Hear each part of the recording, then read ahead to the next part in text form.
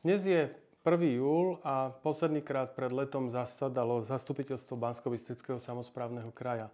Program bol krátky, ale intenzívny, zaujali ma dve veci. Prvá vec bola nám predložená sumarizácia zistení, ktorá sa zaoberá a analyzuje regionálne mladých ľudí, ktorí sú ohrození situáciou need, not in education, employment or training, čiže ľudia, ktorí sú nezamestnaní a majú medzi 15 a 30 rokov. Zaujímavým zistením je, že percentuálne ich je najmenej v okrese Banská Bystrica a najviac v okresoch Revúca a Rimavská Sobota. Naproti tomu, najviac organizácií, ktoré dokážu týmto ľuďom pomôcť, je práve v okrese Revúca a najmenej práve v okrese Banská Bystrica.